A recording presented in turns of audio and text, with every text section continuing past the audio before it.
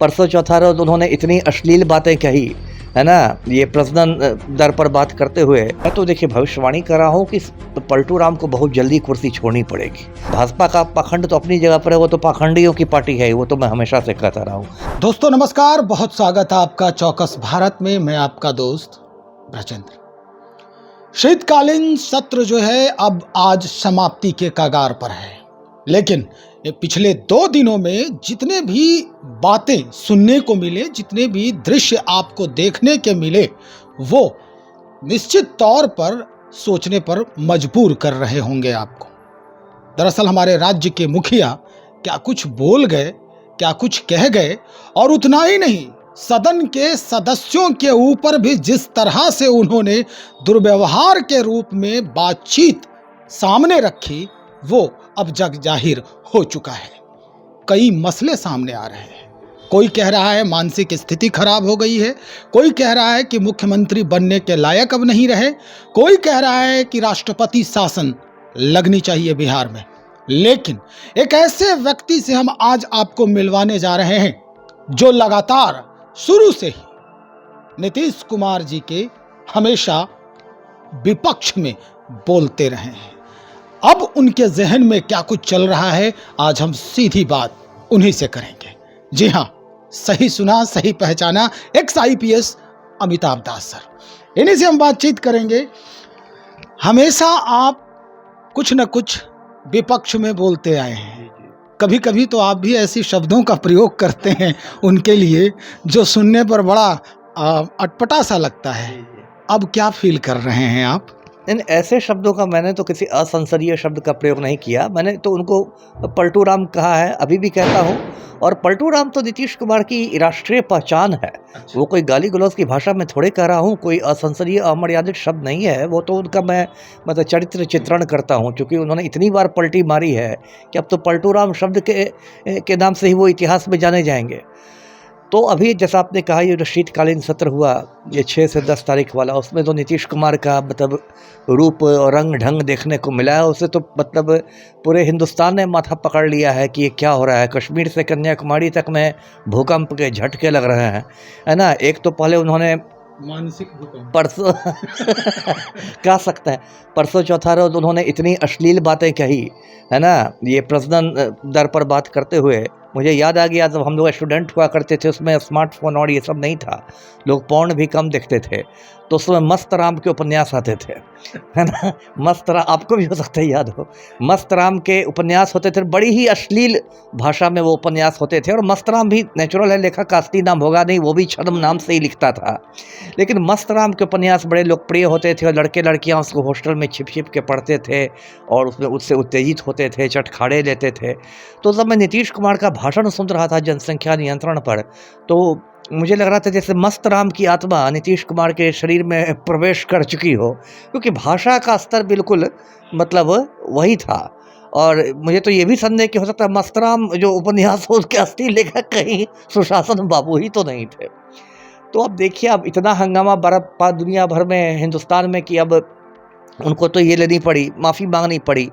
उन्होंने कहा कि मैं अपनी निंदा करता हूँ। ये भी एक नया कंसेप्ट है कि कोई अपनी ही निंदा कर दे। अब तक तो लोग दूसरे की निंदा करते थे। चलिए, इन्होंने अपनी निंदा कर ली, माफ़ी मांग लिया, सब कुछ हुआ। अब कल इन्होंने एक नया ये हुआ, जीतन राम मांझी पूर्व मुख्यमंत्री है, उनसे इनको बहस हो गई। ठीक है, राजनीतिक मतभेद अपनी जगह है, लेकिन मर्यादा तो रखनी चाहिए। ये एकदम तू तड़ाक करके बात कर रहे थे, कह रहे इसको कुछ सेंस नहीं है, ये गवर्नर बनना चाहता है। ऐसे वैसे ये कौन सी बात हुई भाई? ये तो इस तरह से जो गाँव की औरतें चापाकल पर झगड़ा करती है ना, बिहार के गांव में आप जाएंगे और चापाकल पर देखेंगे गांव की औरतें जो हाथ चमका चमका के लड़ती हैं और एक दूसरे के पतियों की खोज खबर लेती हैं। तो बिल्कुल उसी अंदाज में मुझे सुशासन बाबू दिखाई दिए। और बगल में उनके मंत्री लोग बैठे हुए थे, कोई उनका कुर्ता खींच रहा है, कोई उनको बैठाना चाह रहा है, लेकिन नियंत्रण के बाहर चले गए थे मुख्यमंत्री। तो अब तो ये देखिए, मामला बहुत गंभीर हो गया। अभी एक वीडियो वायरल हुआ, एक महावीर चौधरी की श्रद्धांजलि सभा थी पूर्व मंत्री के, उसमें नीतीश कुमार गए, उनको महावीर चौधरी की तस्वीर पर फूल चढ़ाने थे, उन्होंने फूल लिए और जाके अशोक चौधरी के माथे पर चढ़ा दिए। बताइए, ये तो बिल्कुल असामान्य हरकत है, एक एबनॉर्मल आदमी की हरकत है। और अब तो मैं खुद डॉक्टर नहीं हूँ, लेकिन बड़े बड़े डॉक्टरों का मैंने इंटरव्यू सुना है और वो लोग तो खुलेआम कह रहे हैं कि भाई इनको कोई गंभीर मानसिक रोग हो गया है, कोई कह रहा है कि इनको डिमेंशिया हो गया है, कोई कहता है कि इनको अल्जाइमर की बीमारी हो गई है, कोई कह रहा है कि इनको ये सनाइल हो गए हैं, जिसको बोलचाल की भाषा में कहते हैं कि सठिया गए हैं। लोग कह रहे हैं कि अभी सनाइल हो गए हैं, सठिया गए हैं, इनको खुद नहीं पता है कि क्या बोल रहे हैं, क्या सोच रहे हैं, या पुरानी यादों में चले जाते हैं, है ना। तो मतलब अजीब स्थिति है। और अब ये मतलब हंसी मजाक की बात तो रही नहीं ना, क्योंकि आप मुख्यमंत्री के पद पर, एक जिम्मेदार पद पर है, 13 करोड़ आबादी है बिहार की, 13 करोड़ लोगों का राज्य आप चला रहे हैं और इस तरह आप चलाइएगा दिमाग को मतलब ताका पर रख के, तो गंभीर बात है। मैं तो आपके चैनल के माध्यम से मांग करता हूं कि भाई एक मेडिकल बोर्ड का गठन होना चाहिए, उसमें 3 बड़े बड़े ये रहे, न्यूरोलॉजिस्ट रहे जो मस्तिष्क के विशेषज्ञ रहते हैं, वो डॉक्टर हैं, और बाकायदा इनका ब्रेन का MRI हो, कैट स्कैन हो, सब कुछ हो और उसकी रिपोर्ट को सार्वजनिक किया जाए।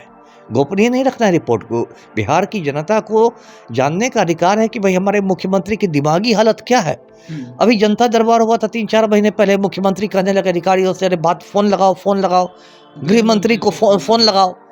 अधिकारी एक दूसरे का मुंह देख रहे हैं, फिर इनको कहते हैं कि सर आप ही गृह मंत्री हैं, गृह मंत्रालय तो आप ही के पास है।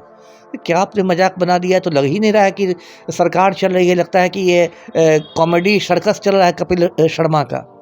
तो बहुत मतलब चिंतनीय बात हो गई है। और ऐसे में हंसी मजाक में अपने दोस्तों से कह रहा था कि नीतीश कुमार में यदि इतना अश्लील बोलने की यदि क्षमता है तो इनका तो भविष्य बहुत उज्जवल है, यदि ये भोजपुरी फिल्म इंडस्ट्री में चले जाए, है ना।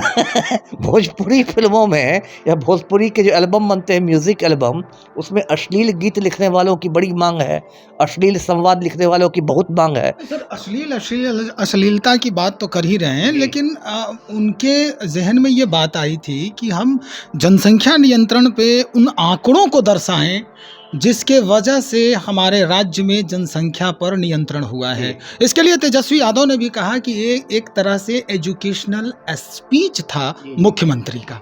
नहीं, वो सही है। देखिए, मैं खुद मानता हूँ कि जनसंख्या विस्फोट जो है वो बिहार की सबसे बड़ी सामाजिक आर्थिक समस्या है। मैं खुद मानता हूँ, है ना। उस घबराहट में तो मैंने शादी नहीं की जिंदगी भर, मैं खुद मान रहा हूँ। लेकिन आप यदि कोई बात बोल रहे हैं तो एक शब्दों की मर्यादा भी तो रहनी चाहिए, शब्दों का चयन भी तो रहना चाहिए। एक ही बात कहने के अलग अलग ढंग होते हैं। ये तो जिस तरह की मतलब आप कह सकते हैं सड़क छाप भाषा का प्रयोग कर रहे थे, वही बात मैं कहूँगा कि मस्तराम का उपन्यास लग रहा था, वो तो कहीं से भी मतलब स्वीकार्य नहीं है, किसी भी सभ्य समाज में स्वीकार्य नहीं है। सेक्स एजुकेशन अपनी जगह पर है, ठीक है, मिलना चाहिए, लेकिन उसकी भी एक मर्यादा। भाई इस तरह से आप सड़क छाप बोलिएगा, और वो उन्होंने जो बातें कही मैं अब दोहरा नहीं सकता माइक पर, तो ये तो हद हो गई। अब तो साधु संत भी कहने लगे हैं कि वो विधानसभा है, वहाँ पर काम शास्त्र का जो ज्ञान है उसका विस्तरण करना वो अनुचित स्थल है। नहीं, अनुचित स्थल है, अनुचित भाषा का उपयोग है। आप सही बात को भी आप एक गलत तरीके से पेश कर रहे हैं, तो ये तो बहुत है। क्या जनसंख्या विस्फोट पर और भी बहुत लोगों ने कहा है। बड़े बड़े अर्थशास्त्री लोग कहते हैं, माल्थस इतने बड़े अर्थशास्त्री थे, उन्होंने जनसंख्या पर समझिए कि एक तरह से किताब ही लिख डाली है। हम लोग पढ़ते थे अर्थशास्त्र माल्थस का सिद्धांत जनसंख्या पर। तो इस तरह से कोई बोलता है जो नीतीश कुमार बोल रहे थे, तो वही मैंने, और सिर्फ ये लगातार ही रिपीट होता जा रहा है ना, ये एक बार की बात नहीं है। 13 करोड़ जनसंख्या है लगभग, इसमें 6 करोड़ जो आधी आबादी है महिलाओं की। कई तरह से कई ओर से ये सूचना आ रही है कि महिलाओं को काफी घात लगा है अपने मुख्यमंत्री के इन लहजों को लेकर इन जो स्टाइल है बताने का उसको लेकर। बिल्कुल एकदम स्वाभाविक है ना। अब एक तो देखिए, इन्होंने विधानसभा में वो भाषण दिया, फिर उसी में कुछ और मसाला लगा के विधान परिषद में दिया, है ना। एक तो देखिए मतलब विधानसभा विधान परिषद दोनों में महिलाएं रहती हैं, विधान पार्षद भी रहती हैं, विधानसभा की MLA भी रहती है विधानसभा में। एक तो वीडियो आ रहा था कि इनके पीछे एक महिला मंत्री बैठी हुई है, वही अपना सर झुका रही है, वही सर पर हाथ रख रही है। तो क्या आपने सबको शर्मिंदगी का अनुभव करा दिया।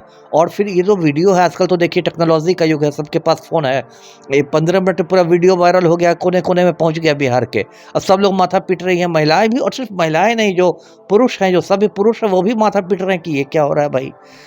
तो इस तरह की बात जो कुछ हुई है वो सब तो बहुत मतलब अब क्या होना चाहिए सर? क्या लग रहा है कि अब सरकार देखिए मैं तो देखिए भविष्यवाणी कर रहा हूँ कि पलटू राम को बहुत जल्दी कुर्सी छोड़नी पड़ेगी, और कुर्सी वो राजनीतिक कारणों से नहीं छोड़ेंगे। इस पर नहीं छोड़ेंगे कि उनका बहुमत खत्म हो गया और अल्पमत में आ गए और ये हो गया वो हो गया, ये सब नहीं है। उनको कुर्सी स्वास्थ्य कारणों से छोड़नी पड़ेगी, क्योंकि ये जो स्थिति हो रही है ये कब तक लोग झेलेंगे, और उनकी पार्टी के लोग कब तक झेलेंगे। उनकी पार्टी अब तक धीरे धीरे, अब तक जो दबी जबान में बात होती थी कि भाई कुछ गड़बड़ है, कुछ इनको ऐसे क्यों कर रहे हैं, अब वो बात मतलब लोग खुलेआम बोलने लगे हैं, माइक पर बोल रहे हैं, और पूरे देश में चर्चा हो रही है कि भाई इनकी दिमागी हालत को क्या हो गया है। तो आप कब तक रफूगिरी कीजिएगा, कब तक लिपापोती कीजिएगा कि वो अश्लील संवाद बोले तो आप कहिए नहीं सेक्स एजुकेशन था। इस तरह की लिपापोती कब तक की जाएगी। कुछ दिन बाद तो ये भी भूल जाएंगे कि वो बिहार के मुख्यमंत्री है कि केरल के मुख्यमंत्री हैं, है ना। हो सकता है अपनी सेक्रेटरी से पूछने लगे कि मैं बिहार का मुख्यमंत्री हूँ कि केरल का। उनके दल के लोग ये मानने को तैयार नहीं है, वो तो सीधा बीजेपी के ऊपर जो है आरोप लगा रहे हैं। मुख्य प्रवक्ता हैं उनके, वो कह रहे हैं कि भाई पीएम मोदी की जो पत्नी है उनको न्याय कब मिलेगा। अब इस तरह की बात सामने नहीं, वो बात बिल्कुल सही है। वो तो मैं भी कहता हूँ कि भाजपा को इस पर बोलने का कोई नैतिक अधिकार नहीं है, क्योंकि भाजपा वाले तो खुद मतलब महिलाओं के साथ बिल्कुल अन्याय करते हैं। सही कहा गया कि नरेंद्र मोदी अपनी पत्नी जसोदाबेन को घुसने नहीं देते हैं, या भाजपा का एक गुंडा सांसद है ब्रजभूषण शरण सिंह, जो महिला पहलवानों की छाती दबाते ही घूमता था। तो भाजपाइयों को तो खैर बोलने का कोई नैतिक अधिकार नहीं है, लेकिन उनकी पार्टी के लोग, यदि जदयू के लोग कर रहे हैं तो उनके पास विकल्प क्या है। वो तो बेचारे प्रवक्ता हैं, उनको तो कि कुछ भी नीतीश कुमार बोलेंगे तो उसमें मतलब क्या रफूगिरी करनी पड़ेगी, लिपापोती करनी पड़ेगी, है ना। जैसे भाजपा वाले जब ब्रजभूषण शरण सिंह की बात आती है तो बात बनाने लगते हैं। तो वो तो अपनी जगह पर है, भाजपा का पाखंड तो अपनी जगह पर है, वो तो पाखंडियों की पार्टी है, वो तो मैं हमेशा से कहता रहा हूँ। लेकिन नीतीश बाबू को बहुत जल्दी कुर्सी छोड़नी पड़ेगी, और अभी भी मैं आपके चैनल के माध्यम से कहता हूँ कि भाई कमंडल ले ले नीतीश कुमार, भले ही हरिद्वार नहीं जाए, हिमालय की ओर नहीं रुख करें, नालंदा ही चले जाए, अपने गाँव कल्याण बिघा ही चले जाए, लेकिन अब कमंडल थामने का समय आ गया है ना। हमारे शास्त्रों में पहले कहते थे ना 4 आश्रम होते हैं व्यक्ति के, ब्रह्मचर्य आश्रम, गृहस्थ आश्रम, वानप्रस्थ और संन्यास। तो अब तो इनकी पत्नी कई साल पहले गुजर चुकी है, ऐसे ही वानप्रस्थ में चल रहे हैं।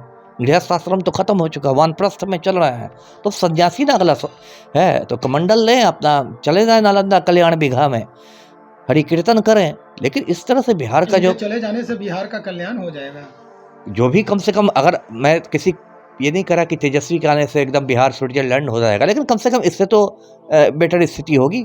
कम से कम तेजस्वी की दिमागी हालत तो इस कदर नहीं बिगड़ी हुई है ना। और ऐसे भी संख्या बल के भी हिसाब से देखा जाए तो तेजस्वी का मुख्यमंत्री पद पर ज़्यादा दावा बनता है। इनको तो 43 विधायक हैं जदयू के, जबकि तेजस्वी को तो कांग्रेस, राजद और लेफ्ट पार्टियों को मुझे लगता है 113 विधायक हैं, इनसे दुगने से भी ज़्यादा उसके पास हैं। जी चलिए सर, बहुत शुक्रिया जानकारी देने के लिए। तो हमारे साथ एक्स IPS अमिताभ दास सर, सब कुछ साफ साफ कह दिया है इन्होंने कि अब वक्त आ गया है कि अब मुख्यमंत्री नीतीश कुमार संन्यास आश्रम को धारण करें।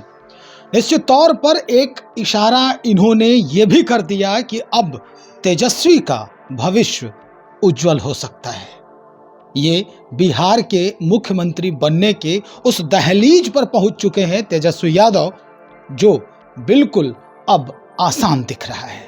बहरहाल हम इंतजार करेंगे और देखते हैं कि नीतीश कुमार जी के लिए क्या क्या तब्दीलियां होती हैं और तेजस्वी यादव को कैसे सत्ता पर काबिज किया जाता है। तब तक इंतजार करें, बने रहें हमारे साथ। बहुत शुक्रिया आपका।